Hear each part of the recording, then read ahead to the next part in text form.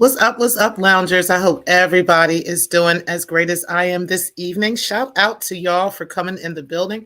We are here for the night ride. Make sure that you guys are hitting the like button on the way in. We have a lot of topics to cover tonight. I am going to get into a whole lot of stuff. One of the things that I had really hesitated on was talking about the Tyre Nichols case. And I am going to get into that tonight. We are also going to talk about Brandon Smiley. And of course, we're going to talk about Larry Reid and Tasha K. And of course, Farrelly McIlvery, which is the brother of Lavontraye'S. Okay. So we are going to get right into these crazy topics. There's a lot going on here, but I definitely wanted to get into these things because I think that it is very important to have these conversations. Okay. So bear with me just a moment. I'm going to go ahead and get you guys started with a nice quick timer, and then we're going to get right into the show.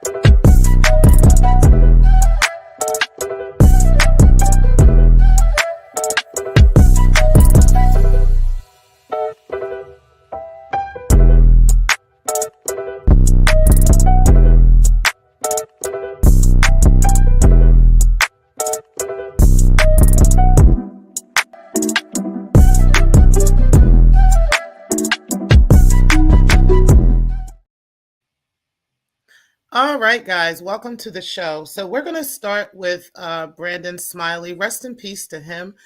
For those of you who don't know who he is the son and the oldest son of Ricky Smiley, okay, who is a well-known radio television or radio personality and television personality from the ATL, okay? So it is unknown how he actually passed away, but he did in fact pass away. And we're going to get into that just really briefly. And also, I'm going to play a quick video for you guys that Ricky Smiley made on this matter. So it appears that this happened yesterday on Sunday. The son of Ricky Smiley did, in fact, pass away at the age of 32. And he was confirmed, Ricky has confirmed that passing on his Facebook Live post as well as his Instagram. And as he prepared to leave for Birmingham to be with his family. And he asked that everyone keeps them in prayer and that is, and keeps his family in prayer. And mostly importantly, his son's mother, as well as the siblings of Brandon. So he stated that he wanted to be the first to break the news before it was out to the media. And Brandon is survived by his daughter, Storm, as well. Okay, so pretty sad situation going on here. Again, there isn't much that is known about what in fact happened to Brandon Smiley, but I am going to play for you guys a quick video on what Ricky Smiley actually said in regards to this matter, because it's pretty sad. So bear with me just a moment while I share that with you guys. And again, make sure that you guys are hitting the like button on the way in, okay?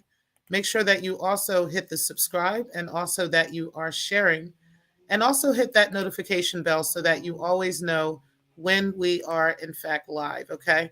So let's go ahead and take a look at the video here from Ricky Smiley. Oh, you know what? Let me log in real quick with Black Lounge. Oh, I don't know why I can't get in there. Okay, well, we're not going to play that right now. I guess I got to be on my other channel. But either way, guys, the bottom line is his son did in fact pass away, and I'm not really sure what in fact happened. And there really isn't much word on what in fact happened. I do know that he went live about 25 minutes prior to the alleged time of death, and he was talking about someone else in close to the family or in the family that had passed away, and he had talked about how death is real and was just really talking about death. So it's amazing how he ends up dead like 25 to 30 minutes after that video. So again, rest in peace to Brandon Smiley. Really sad to see him go. He was really funny. I actually watched the Ricky Smiley show and I enjoyed all of the kids, including Brandon.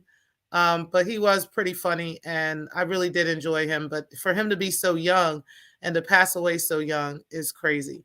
And he was talking about drug overdose as well before he passed away. So not that he was on drugs, but he was talking about someone else passing away from drug overdose. So really, really, really sad to see. And may he continue to rest easy. Let's talk about a very difficult topic that I had a very difficult time wanting to talk about. It took me a few days to want to talk about this. Everybody has been talking about this across social media. It's been talking about this on YouTube, Instagram, everywhere. And I had a very difficult time swallowing this. At first, I didn't even want to see the video itself, right? But I did go and finally watch the video, and I gathered what I needed to gather from this. So the first things first, rest in peace to Tyre Nichols, okay? I wanted to talk about many different parts of this, but I think over time I will break those things down because I've often had conversations with the public and with the sector and with YouTube in regards to American policing, right? And how there has to be changes in how we are policing our neighborhoods and how we're policing our communities. And until we actually take a stand in doing that, we will continue to see these types of tragedies. Okay. And it's unfortunate. Yeah, I do see that Memphis had stood up and the mayor of Memphis made, the announcement of a couple of things. One of the things was to get rid of a program that was within the Memphis Police Department. And with doing that now, that somehow is supposed to make everything right. But what really got me, and I think there's a couple of things that get me about this situation. And there's three particular things that I wanted to talk about.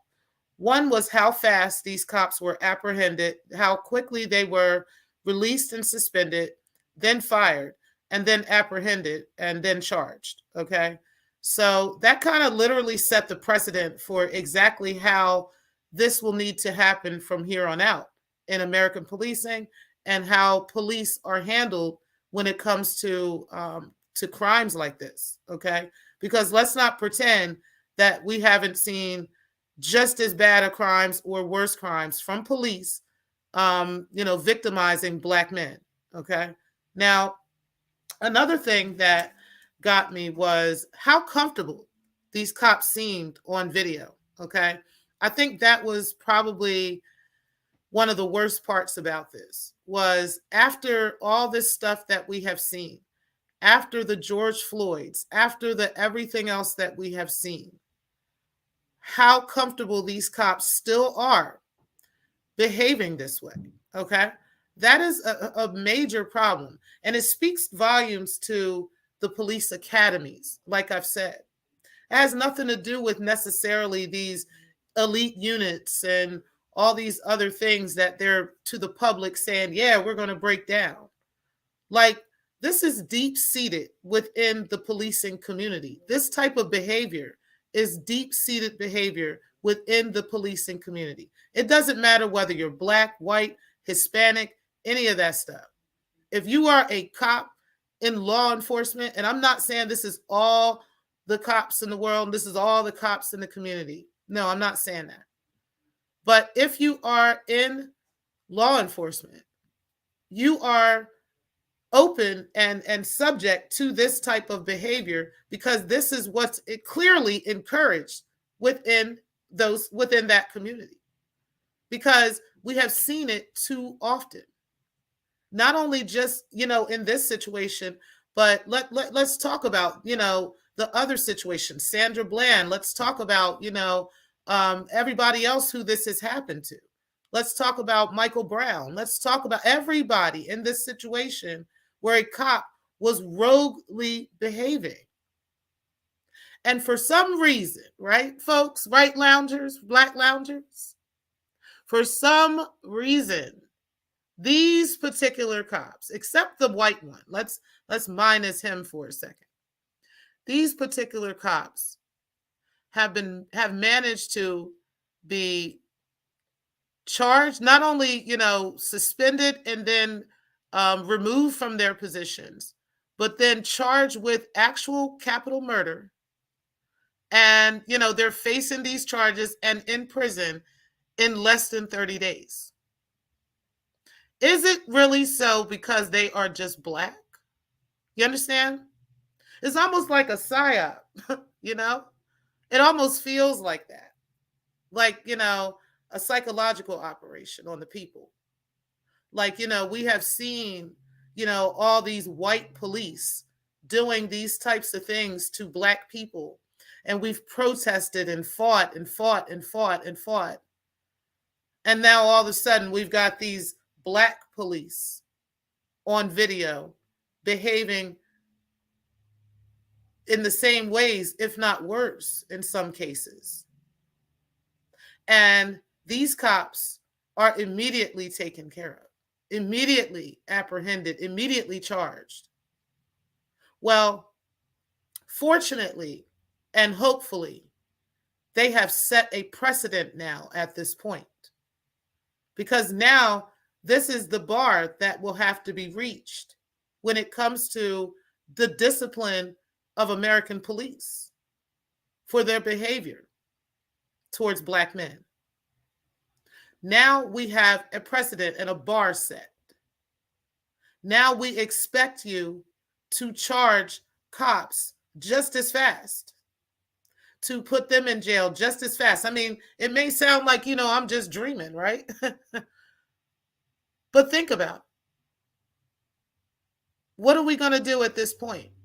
How, now that you have set this standard? Because I don't disagree that these cops are where they should be. I watched the video and I was disgusted. I was thoroughly disgusted. Not even just because they're black men doing this to another black man, but because they're cops. Because through everything we have seen, these cops still have not gotten it. They still don't get it. And that just goes to show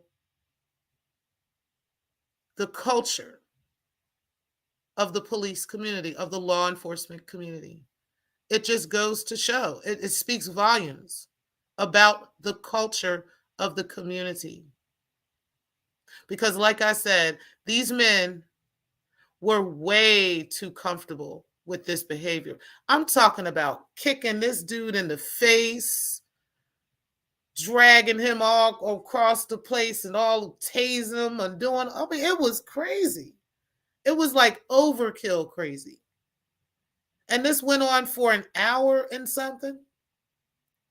It took y'all an additional 25 minutes or so to finally call an ambulance after y'all got done whooping his ass. And then when they got there, two of the firemen refused to even help. Again, the community itself, it's the culture itself that needs to be changed. It's the culture within law enforcement that needs to be changed. And one of the things I have said, right? One of the things that I've said that maybe I need to take back. I don't know, because I don't know if these cops and where they're from. That's something I haven't learned yet. But one of the things I said was in a couple of previous videos on American policing after what happened with Uvalde and some other things. One of the things I've said is that why are cops in neighborhoods they don't even live in, or neighborhoods that they don't have any type of interest in, like where their kids go to school or where they live, or where their families live? Why do cops come from outside of the community to come into Black communities to police Black communities? Why are there not people within our community, policing our community? Because we got to have policing. We're not going to pretend that, we can just live in some barbaric world where there's no policing. There has to be policing, but it can't be the way that it's been. Because if you don't have a cop that is living in that community, taking care of that community, caring for the people in that community, the neighbors, the family members, and so forth, then they don't have any pride in that community. There's literally no pride in that community at all. It doesn't make sense, just for an example, for a cop who lives in New Jersey to come all the way to Wilmington, Delaware, and police that neighborhood, because he's more susceptible to committing these types of crimes in that neighborhood. He don't know these people. A couple dollars would look better to him. He ain't getting paid that much. So a couple dollars on the side to throw guns or drugs in that neighborhood really wouldn't be that big of a deal. So we're talking about deep-rooted and deep-seated issues within law enforcement, and how those deep-seated issues really need to be addressed. I'm not saying that these cops did this or not, because I don't know. I don't know if they're actually from Memphis, right? It possibly could be that they are from Memphis and that they just happen to have beef with this guy. Because this situation that happened, it seemed so personal. It just seemed so personal from these men. Like they've had problems, or they just didn't like him from the rip. Even if they didn't, it did not give them the right to do what they did. It just didn't. And then it turns out that all this time on video, one of the cops that had tased him was white, okay, was a white guy. And they really took their damn time firing this person, this white guy that I've got on the screen for you guys. They took their time all the way up until, guess what, guys? Today, to fire the white person who was involved. Like I said, they swiftly got all 5 of these black men up out of here. And again, rightfully so. But why the hell did it take them until today, till the public was protesting and fighting and putting it out there? Out in Los Angeles, they really really rioting out there. Other places it's not as bad, but it's pretty bad. It took them until today to fire the white cop that was involved. And there's others, guys. There's others. They just haven't been charged yet. They haven't been fired yet, allegedly. So before we go jumping up and down and talking about this and black on black crime and all these other things, I think it's a deeper issue than that. I think it is a policing issue. And we're not going to pretend that it's not. We're not going to pretend that this issue has not been a problem and has not been something that we need to address, and we've been needed to address for many, many years. Yes, A Hill, you said it's a culture of its own. Absolutely.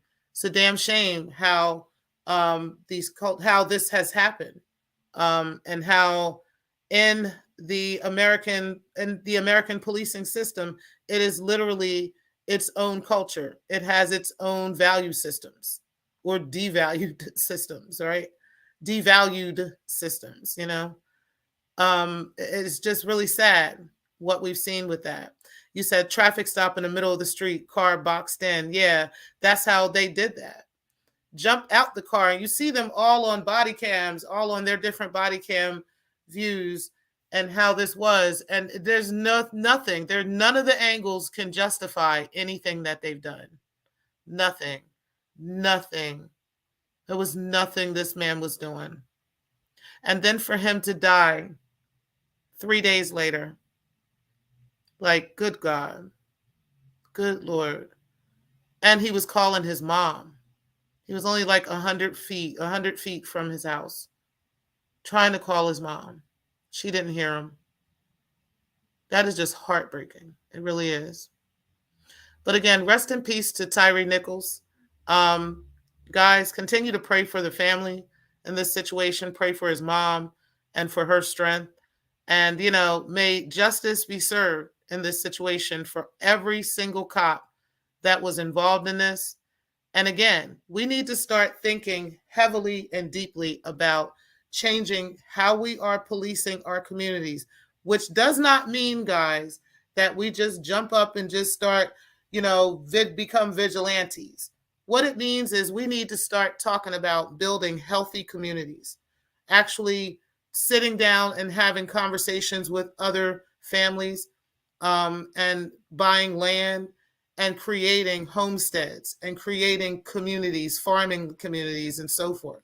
Looking into land in various states. There's states like North Carolina, states like Arizona, other states that have large pieces of land where multiple families can purchase land and create actual communities. And in those communities, you build wealth and you build healthy communities, and then you police your communities. Like, this is what needs to be done. We got to get out of this idea of what we've been using, because it's not working. I understand that is going to take a lot of time to build, but we've got to start somewhere. And it starts with conversation. And it starts with actually making moves and doing these things. Okay? I was saying something about this in one of the last videos I talked about American policing, on how to save money and put a certain amount of money together per family and how to do it. And I'll do another video about that in the future. I'll do some additional videos about that, on how to get $10,000 saved for each family, right? Or more. It should be more, but if you can do 10,000, that could be done. Then you can put that together with a certain amount of other families, and you've got yourself a community. It could start with 10,000. It doesn't have, really, it should be more, but 10,000 is the bare minimum. It could be less, depending on what you want, how big you want it, how big you want that community to be, how many people are willing to be in that community. You also want to leave land and space in that land for farming, space in that land for hiking and, whatever. But you definitely can create your own community out here. And it can be done. And if you get enough people talking about it and doing it, let's get it done. And the people are already doing it. There's Black folks doing it everywhere. All right, guys. So I'm going to play another quick timer, and then I am going to get into this. Actually, you know what? Let me talk about the mindfulness moments, because that was something that I wanted to do as well. I wanted to talk about compassion. So let's go ahead and do a mindfulness moment. Okay.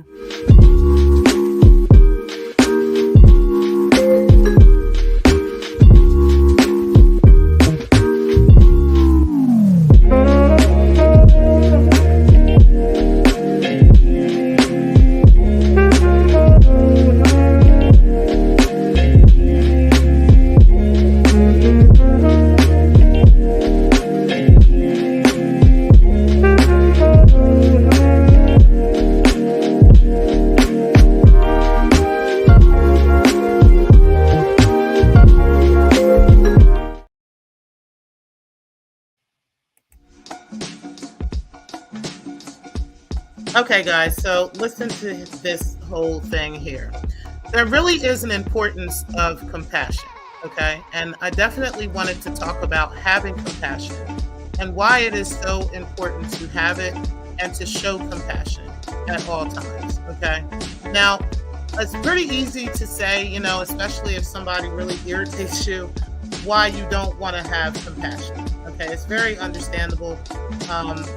When you experience somebody who you just don't want to have compassion for. But I'm going to talk about very briefly why compassion is important. Okay, and why it's not only important for the other person, but also important for yourself. So, compassion is important because it promotes meaningful connections, facilitates problem solving, and improves health and well being.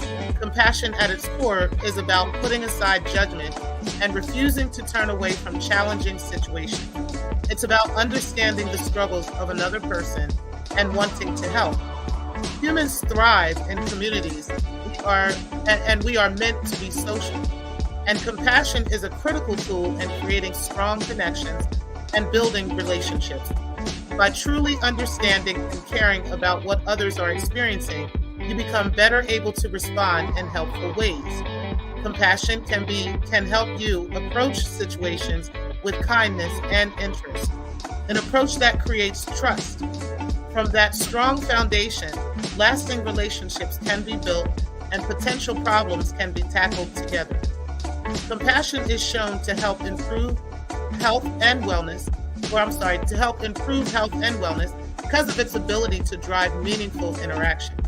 It pushes us to address inequality, cruelty, and the struggles of others. It encourages us to be kind. It allows us to see others and how we can help them or hold space for them. And because we're social animals, we may find ourselves unable to be happy all of the time if others are in fact suffering. Now, how can we foster a more compassionate community? Now, unfortunately, we may find ourselves engaged in communities that are distant and disconnected.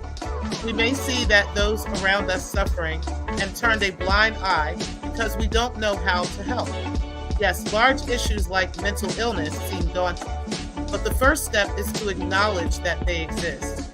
From there, we can take the following steps to become better and more compassionate people. Number one, we can engage with people who are different from us. So getting outside of our comfort zone can be scary, but getting to know people with different perspectives is an important part of understanding where they come from. By seeing and understanding someone else's point of view, we can see them for who they are, a human, trying their best just like us. Also, we can challenge prejudices. So, in order to be a compassionate person, we must let go of prejudice. We may have many prejudices, even some that we aren't even aware of. So, when we judge others, we place a societal barrier on them. This judgment can lead to the individual facing further hardships. Without compassion, understanding, and the advocacy of others, individuals may lack the necessary resources, opportunities, and care to improve their current situation. So before you judge someone, put yourself in their shoes. Think through the hard questions so you can understand their circumstances. Imagine it was you. How would you want to be treated? Now think about ways in which you can sustainably help if you choose to. This may include recurring donations, volunteering, or speaking up against injustice. And finally, you can take action. So, compassion isn't simply about understanding someone else's situation, it's also about being inspired to act. For example, showing compassion to people with mental illness, for instance, means taking the time to listen to them and to support them. It means being there for them and letting them know that they can count on you if you choose to. It may mean listening, helping them find services or resources, advocating for better healthcare, or talking to your legislators and communities about necessary or affordable care. And I just wanted to share that with you guys real quick on some of one of our mindfulness moments and just thinking about how you can be more compassionate with people. Okay, because we are living in some very difficult times, and oftentimes people experience things that we're not used to experiencing. But a little bit of compassion definitely goes a long way. Okay. So, guys, we are going to actually get into this topic on Larry Reid and what is going on with Lavontraye Andrews' brother. His name is Farrelly McElvery or McIlvery. Okay. And there was a lot that was going on with that. There was a whole lot that I want to break down in regards to that. So, what I'm going to do is I'm going to play a quick timer for this so that you guys can go ahead and take a quick break. Go ahead and grab yourself a drink or whatever you'd like. And then we're going to get right into this topic, guys.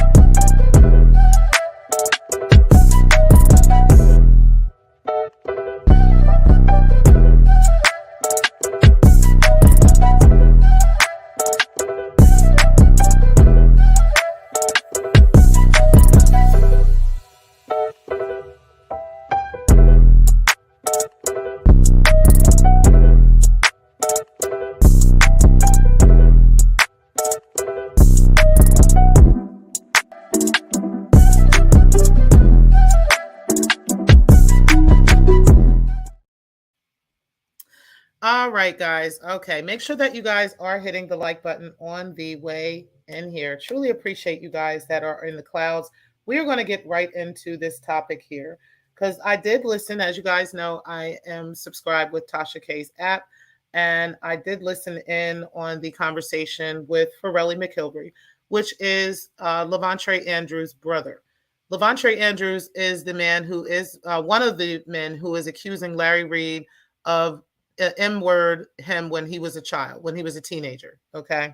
So a few things that happened in this interview that I wanted to highlight and I really thought was very important to this topic. Okay. Number one, and I'm actually going to talk about this and I'm going to talk about cults and how Larry Reid's church is very, very similar to the Jehovah's Witness religion. And I'm going to bring up a few topics and a few points that actually pinpoint that. Okay. So let's go ahead and get into this topic. So, one of the main things that I took from this conversation was the fact that the brother was, he confirmed that he is, in fact, 4 years older than Lavontraye. Okay. So, at the time of this incident of his brother being put out of Larry's house, he was roughly about 23 years old, and his brother was roughly around 18 or 19 years old, depending on the time of the year it was. Okay. According to everyone who is telling this story, it was roughly around the beginning of the year when Larry requested that Lavontraye leaves his house. Okay. And that it was also requested that his brother come and pick him up. Okay. Now, one of the biggest things that stood out to me from the conversation with his mother was the fact that she came off as this religion and showed Larry's church to be very cultish like, okay, where she was sent out to the islands and she looked up to him, and very cultish like behavior was going on within the church. Okay, between her and Lavontraye, they kind of painted that picture. So, from me being in the JW organization, I know that one of the things that they look for is for you not to be well educated. Okay. Also, for you, you can be educated, but not well educated. And there's particular reasons for that, and we'll get into that in just a moment. But first off, I want you to know that Farrelly McIlvery is the complete opposite of that. Okay. He has an actual master's in public administration, the administration as at the collegiate level, and he worked very closely with the students at the school. Okay. He helped many freshmen that were coming into the school with, just kind of getting situated at college and getting, um, kind of, acclimated to school. Also, he was involved in multiple committees that would help students get acclimated with schools, everything from the acclimation of school down to S abuse of students, where he actually participated in facilitating help for these students. Okay, along while having this public administration position. And he continued to, just kind of levy for various things within the school and within the community. So he immediately came off to me as a person who thinks very logically and is an extreme critical thinker. Okay, somebody who would not have an issue with questioning someone's behavior, someone who would not have an issue with, you know, calling out some bad behavior on someone. So that was very different from what I gathered from the mother. Okay.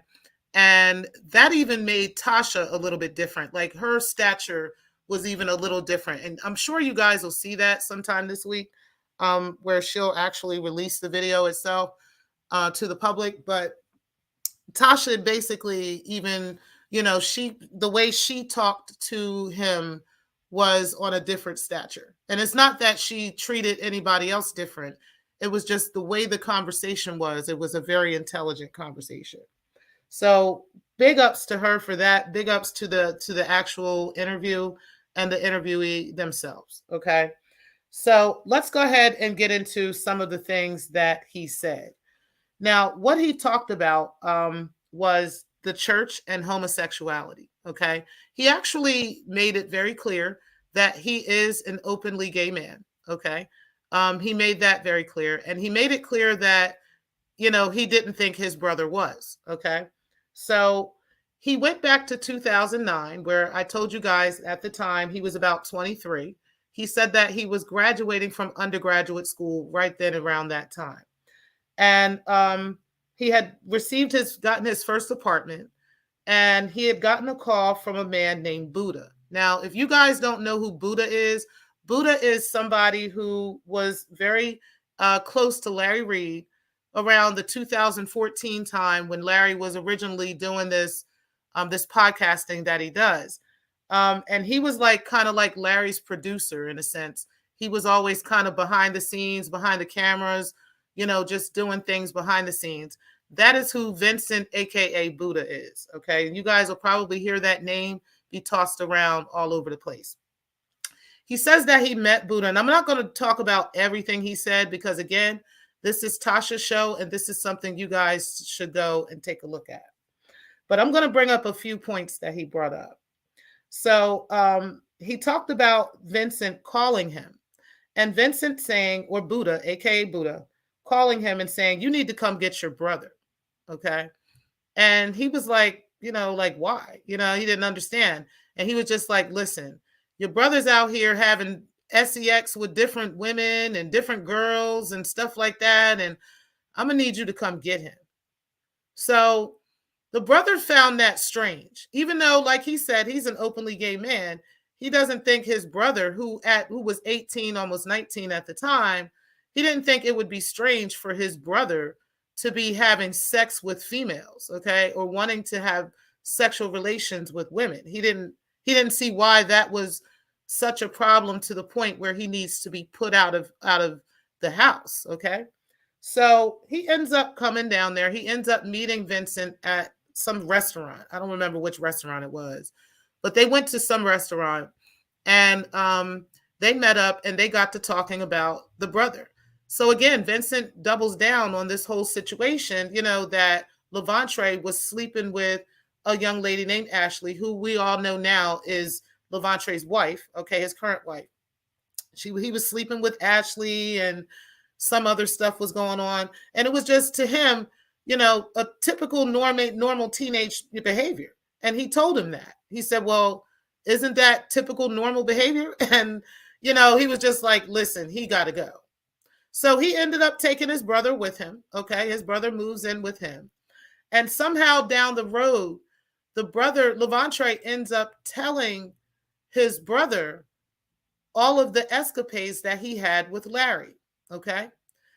What he said is what gets me. He said that very time from years ago when my brother told me that story, his story has never changed. The same story he told Tasha K, he told me. That's what he said. He said he told me the same thing. He said the only difference that he didn't tell me about was the $60, the money. He said he didn't tell me about that. He said, but everything else, every other detail, literally every single detail, he told him all of those things years ago. And the story has never changed. It never swindled, switched up, nothing. So that was another point that I thought was very interesting, and I thought was really important to put out there. Okay. Because, again, a lot of on this other side of this, where they're defending Larry, they're saying that that Lavontraye's story is constantly changing. When in actuality, one of the first people allegedly to hear about this is saying, no, that's not the case. That, I've been hearing this since I first heard about it in 2009. And no, the story's never changed. It's never changed. Okay. Which is also funny because we've got Larry out here as well, corroborating a lot of things that Lavontraye is actually saying. Okay. I mean, he's not saying everything that Lavontraye's saying, but he is definitely corroborating a lot of things that Lavontraye is saying. Okay. So if that's the case, and if Lavontraye told his brother this same story back in 2009, okay, the same story, never changed from now to then, I mean, and Larry is saying, some of these things are true. He's actually debunking other people and saying, no, he was alone with me. No, he was this age. And, he's sending people text messages from dates from when this boy was 16. You know what I mean? Like clearly he was 16, 10 years prior, you know what I mean? From 2017. So it's just a lot of things that are not adding up on Larry's end. Okay. But it's definitely adding up on this end. The final thing that I wanted to bring up that he had brought up, which I thought, again, was really crazy in regards to this, was that, like he said, there was stuff in regards to how he was carrying on with these women, these alleged females. Okay. And he said, he brought up how, and, with a certain lifestyle, there may be some jealousy in a sense. He didn't really say this, but he kind of hinted to this. There may be a sense of jealousy in a sense if there's a female and a male, that if the male and male are have a relationship, and then a female gets involved with that male, that man might really feel some type of way about that. You know what I mean? If he, and that is how it appeared. And then also come to find out, the young lady wasn't living with Larry. She was living with Tasha. There was a woman named Tasha in the church. I believe it's Larry's wife or Larry's ex-wife or whatever. She was staying with her and three other women in the house. So she was living with them. And she got put out at the same time that Lavontraye got put out. So it was like she got put out first, and then Lavontraye got put out. Like it or something along those lines, right? Either one got put out before the other or whatever. So the biggest question to the brother was just, if I have a heterosexual brother who is sleeping with women, I don't understand why that's a big deal. You know what I mean? But unless he has some kind of relationship with him, that would be the only thing that would make sense to why they would feel this way. So that actually brings me to a lot of these points that happen in these rules that take place within Larry's church. Okay.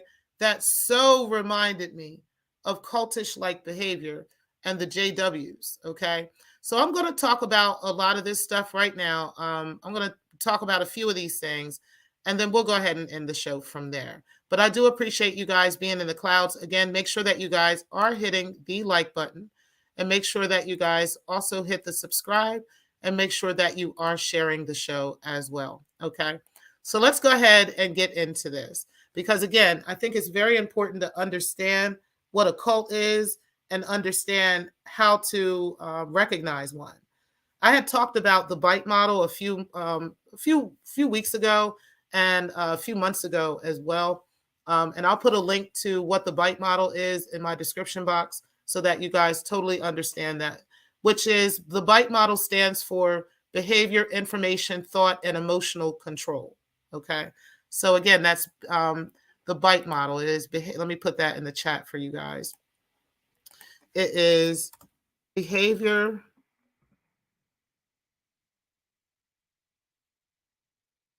information. Hold on, guys.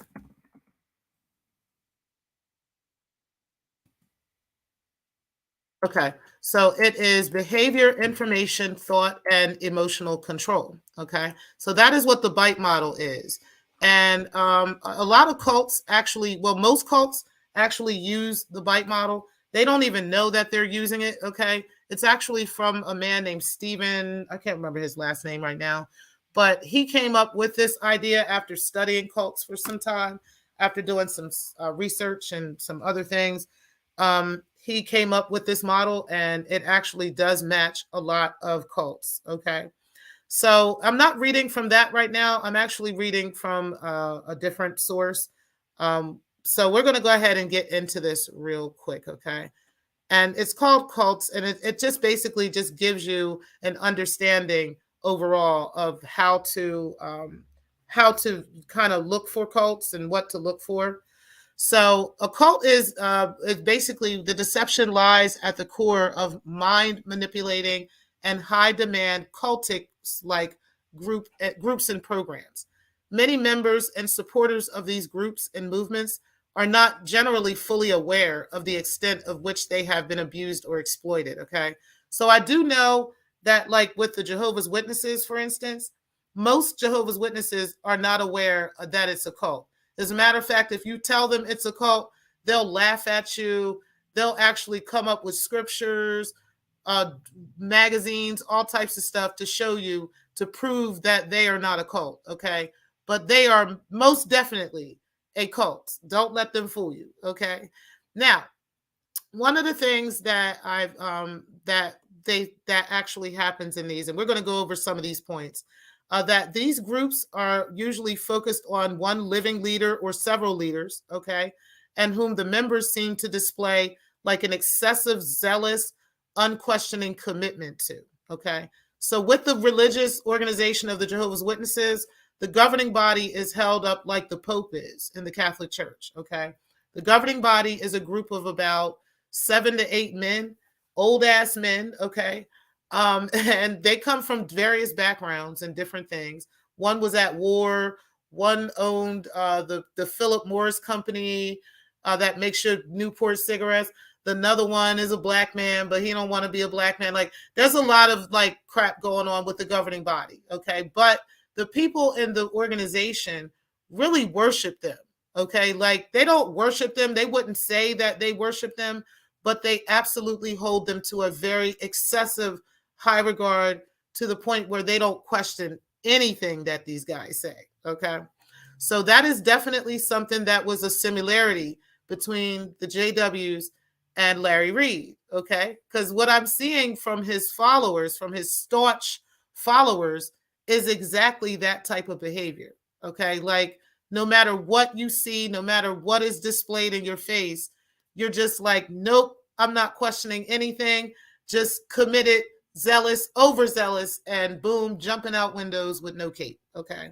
Yes, that's exactly how that goes. So that was one point.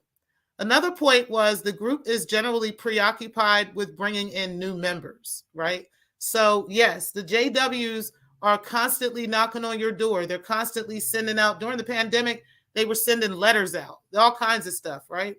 Well, Larry Reid's followers are constantly looking for people to follow them and to agree with what they're saying, okay? Like, so that was another very, very close thing that happens between the cult of the Jehovah's Witnesses and Larry Reid's alleged cult. The third one is the group is preoccupied with making money. That one wasn't really, that doesn't apply so much to the JWs. They're not really preoccupied with making money for themselves, more raising money for the organization. So yes, they are definitely preoccupied with that. So maybe we can put that on Larry's followers, you know, where they're preoccupied with raising this 800K for this lawsuit that's coming his way, or that he claims is going to come their way. Yeah, that one. So, well, I don't know about that one so much, but we can go ahead and continue. The next one is questioning, doubt, and dissent are discouraged or even punished. Now, that part right there, I want to go over with the JWs. That is 100% a thing with the organization, the Jehovah's Witnesses.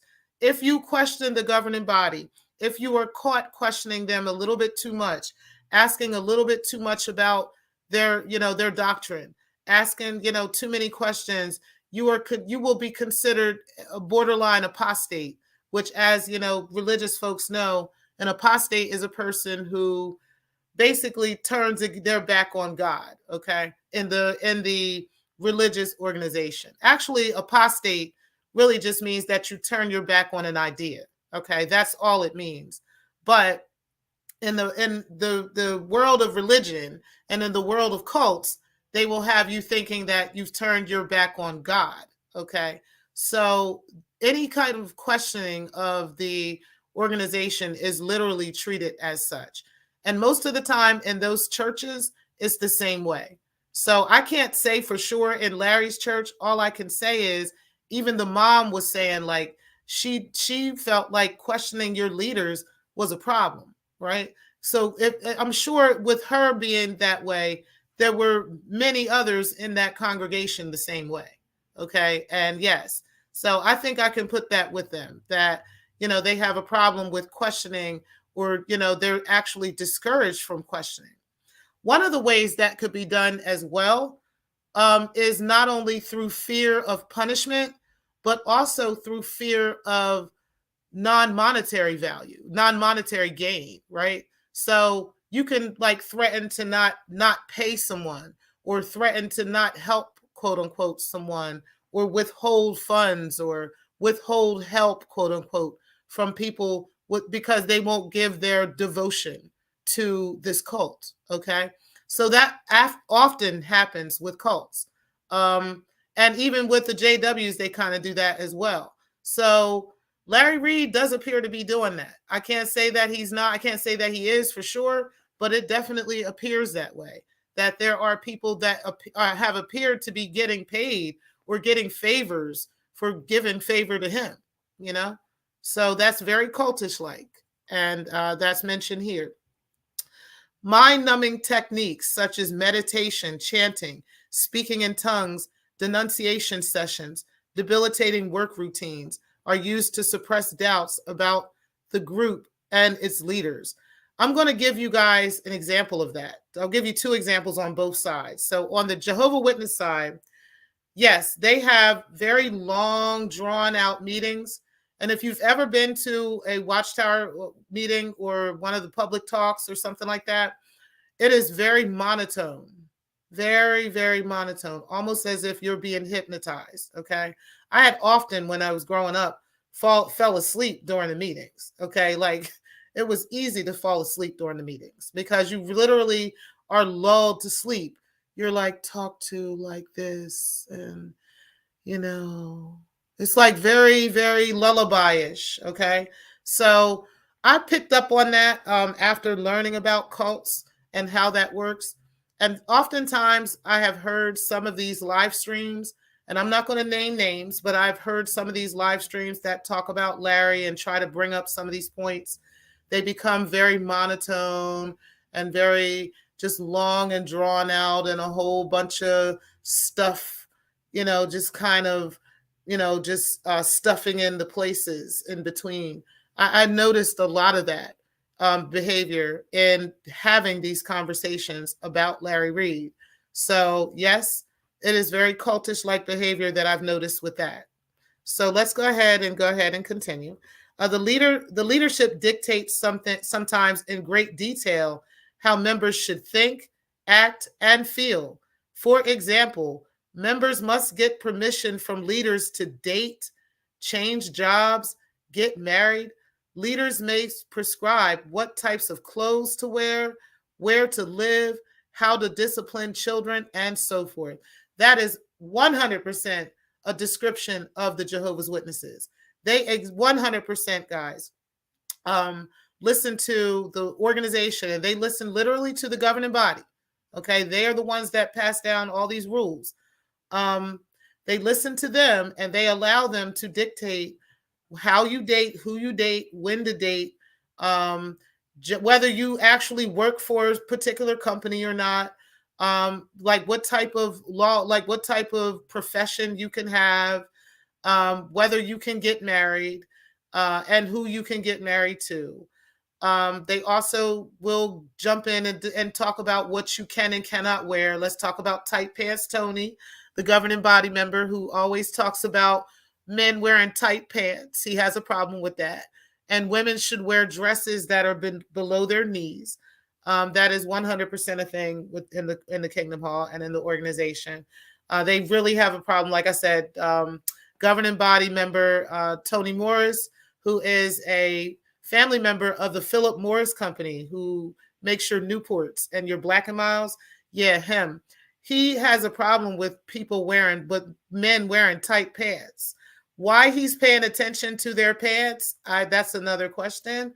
But yeah, this old man literally has an issue with men wearing tight suits and wearing suits that are hugging, and like hugging pants. He has a problem with that, and openly has said that. So yeah, that's definitely a thing with the organization, with the Jehovah's Witnesses. And then also like kind of, I've never really heard them say like where to live, at least not in this country. It's possible. But how to discipline your children is 100% a thing. And there's some other stuff with that too, like the two witness rule, where if your child was molested in the organization, you better not go tell the police. You need to come tell them. That's like one of the biggest problems with the organization. So all of those things 100% remind me of Larry Reid's church. And it's because of what the mother and what Lavontraye originally said when they were talking about how Lavontraye was getting put out. As a matter of fact, I didn't even hear them originally say it. I heard another YouTuber who was defending Larry Reid talk about this. And it reminded me of the Jehovah's Witnesses, immediately reminded me of them. How he had said that, this person was being messy and they were having sex with this older woman in the church, and she was 20 and he was 17. And I was like, what is so bad about that? Like, I get it, but this ain't that bad. You know what I'm saying? This ain't that horrible. Like, he was almost 18, and but the person was describing this exactly like a Jehovah's Witness would describe, someone's behavior as a teenager in the organization, and how dare this teenager, display such heinous behavior. You know what I mean? Like, this is exactly how the witnesses think. They have this very judgmental, approach to life, but yet there's so many weird things going on in the organization. But yeah, that was very much, very, very much alike. We're going to go over a couple more of these points here. I'm not going to go over all of them, but I definitely wanted to point out some of the very, very, very, keen points, that kind of really stand out when it comes to Larry Reid's alleged cult and the JW cult, okay, and how they are so much alike. But I think that was one of the biggest things. So now let's listen to this one. The group's leader is not accountable to any authorities, as are, for example, military commanders and ministers, priests, monks, and rabbis of mainstream denominations. So that is very much a thing in the organization. I think I told you guys about the S abuse, and I think we're going to stop this here, and I'll probably go back over this with these other points because there's many other things I wanted to talk about. But I think I'm going to stop this particular one here, and then we'll go over these other points at another time. But this particular one was very interesting because the organization is very much like that, where they don't feel like the Jehovah's Witnesses do not feel like they owe the authorities any explanation about things, simply because they feel like they're above the authorities. They're above this world. Okay. Like, they go by this scripture that Jesus says you are not part of the world. So they literally take some scriptures and run around the world 10 times with it. Like, it's really literal. Right. And so they do feel that they are not a part of this world. So literally the only thing that the Jehovah's Witnesses are going to call the police for is if you come and disturb the Kingdom Hall, or if you try to do something to their house or something, they're going to call the cops on that. But they are literally not calling the cops if somebody in the organization is M-wording your child, or doing some, R-wording of female in the organization or something like that. They are not calling the cops on that. If a man is beating his wife or a wife is beating her husband, they are not calling the authorities for that at all. Okay? Mark my words and go look that up. I ain't got to make this ish up at all. Okay? As a matter of fact, the Watchtower Bible and Tract Society is currently being sued for these very things. Okay? They are being sued so bad that they have had to sell multiple Kingdom Halls, do all kinds of stuff, liquidate all types of assets, actually move from one of their $1 million properties and go up to upstate New York and liquidate multiple members that were living there and just send them home because they can't afford it. There's just so many things that is happening with this organization that is so similar to Larry Reid. Okay, because again, this is another example of the mom, when she heard this, when the brother heard this, even the brother, nobody called the cops. Nobody called the police. Like, it was kind of a, we're going to handle this amongst ourselves kind of thing, And that is probably one of the biggest things. Now, I don't know, maybe there was, because I could be wrong about nobody calling the police. Now, I know the mom didn't call the police, but I think I'm wrong about nobody calling, because what I heard, and so I'm going to correct this.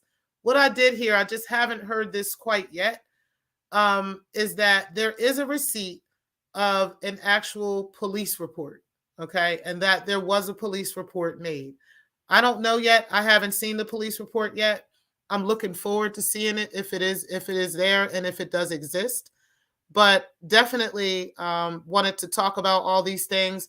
And guys, listen, I appreciate all of y'all for being in here tonight. Make sure that you guys are hitting the like button on the way out. We are going to talk about this again at another time, okay? Because again, there are a lot of points that I have that I wanted to go over regarding Larry Reid's church and the cult of the JWs, and how similar they are, and how scary it is that they are so similar. I also want to talk about, probably in that same conversation, the Black church and how the Black church has affected the Black community. Also, how the Black JWs are affected by that cult. And I'm just going to talk about a lot of those things and get you guys understanding on that. But guys, I'm going to end the show now. And I do, again, truly, truly appreciate you guys for coming out for the night ride. And thank you guys again for watching. Peace, guys.